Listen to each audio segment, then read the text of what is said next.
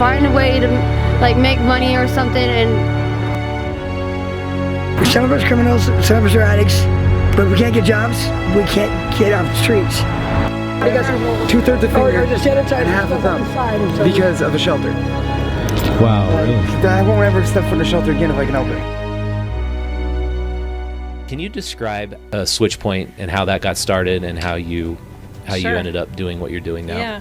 I moved to Utah in 2009 from Oregon and had no experience in the homeless arena at all, but I got a job with Five County Association of Government as their volunteer director. And I was seeing a lot of court-ordered volunteers. So they're court-ordered to volunteer because they need to do community service for trespassing, sleeping in the parks, public intoxication, etc., right? And I thought, there's a bigger homeless problem here than I thought, right? And so one day I was driving to work and I see this man in a wheelchair. And I stopped and kind of went, why are you homeless? Why don't you tell me your story?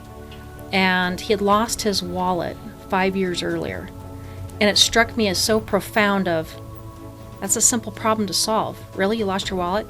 Ray had suffered from a traumatic brain injury, and so he couldn't process some of those problem-solving skills that most of us can. And so without ID, you can't get into an apartment, you can't get into a hotel. He still had his debit card that gave him his disability money every month, but he couldn't do anything with it. So I said, I'm going to get you housed, and I'm going to, solve your problem today. I'm just going to take it on. And he said, okay. And 7.5 hours later, we had him with his ID and into an apartment, fully furnished with food and a haircut, trimmed his nails that had gotten, over an inch long. And Ray stayed successfully housed for the next 5 years until he ended up having a stroke, going into assisted living, and then he passed away during COVID. And so that was really, he became the face of Switch Point, because if you can stop and meet an individual where they're at and figure out what are the barriers that have kept them homeless. He was one of them that you would say, oh, he just wants to be homeless. He's done the same thing. He had been arrested 63 times in 1 year, for that same little thing of public intoxication, sleeping behind the library. But nobody asked him why. And so our model, when I said to the city, we've got to do something better. I think I can handle this. Let me try.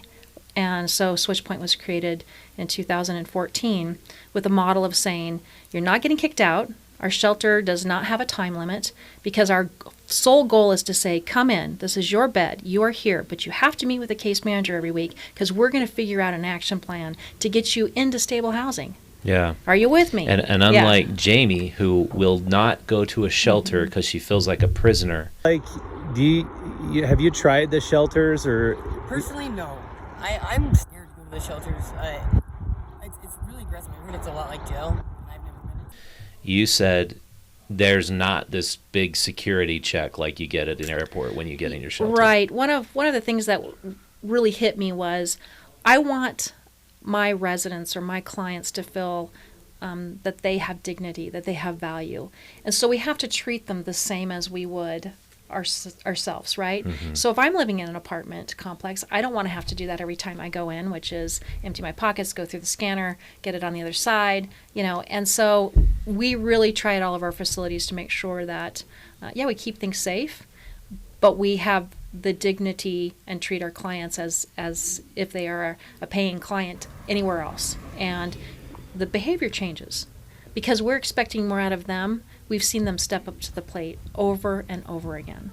Yeah. And so that's really, for me, we treat them differently. Well, it's like you've got to respect a person's humanity and dignity, because if you don't, they already feel like crap. Right. And I reported about a month ago the situation I found outside of the Gerald E. King lady shelter. And I absolutely couldn't believe it. There were these women who were absolutely insane outside, who weren't allowed to get in. They'd been kicked out. Right. Like, I tried to carry on a conversation with one of them, and I wrote in my story, she was talking about how her dog was killed, how they intentionally punctured her intestine. And I'm not going to, accuse the shelter of all this stuff. Right. She obviously had some kind of schizophrenia. She thought everyone was after her. And it's like, what are these people doing out on the street? why aren't they in a mental institution? Isn't there some There's place? no room. There's no room. Really? We don't have enough facilities being built. I think that there's a big push to do that with the Huntsman mental health program, and with Intermountain Hospital is trying to really focus on that right now, and deeply affordable So housing. there's basically a mental health crisis. There's a mental That's health why they're crisis outside for of that sure, place. for sure. And how do you deal with that when you're having a lot of different types of people in a shelter, right? So I mean, that's really hard when you have one person taking 90% of the energy and you're trying to deal with 300 people in a shelter, right? Yeah. So I mean, that's part of it. But we do have a mental health crisis on our hands. I think more importantly, we have a housing crisis. And I'm going to tell you, this year, we have seen a 53% increase in our senior homelessness. And there was an article that was published just a couple weeks ago called "The Grain of America," and the homelessness, right?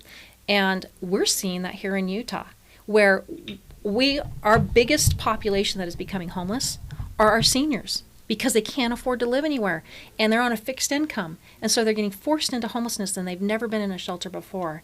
And we have people right now in our priced out shelter of the that are market. 92 or 88 years old, and they've been priced out of the market, and so now they're homeless. And so my big push is to say, we have to figure out a way to create at least 1,000 units right here in Salt Lake County. And I'm going to do 1,000 units in Washington County, because that's the number that's sitting there right now. We pulled a number through the state's homeless information system, HEMIS, and it was 653 were homeless seniors in the homeless population that are over the age of 65 today. Think about that. So if you were able to take that number, knowing that they have Social Security or disability money, and place them into something that they could afford, something around the $450, $500 a month. Think about what we could do to our homeless system, because now you're taking them out of the shelters and placing them somewhere that's safe and it's theirs and it's private. They now have dignity and value. It seems like, though, I mean, Utah, as I've been a reporter for 14 years, it's run by developer/politicians. I mean, almost every person in the state legislature is a developer. And their interest is to pad their pockets. I mean, it just is. And they want to protect their profit margins by having zoning laws the way they are. And this other side village, which would have been a tiny home community, I believe a couple hundred units, Right. it requires changing zoning laws, like a radical change of zoning laws, which could allow up to 5 tiny homes on a traditional fifth of an acre right. lot. And this NIMBYism is just out of control. It's just like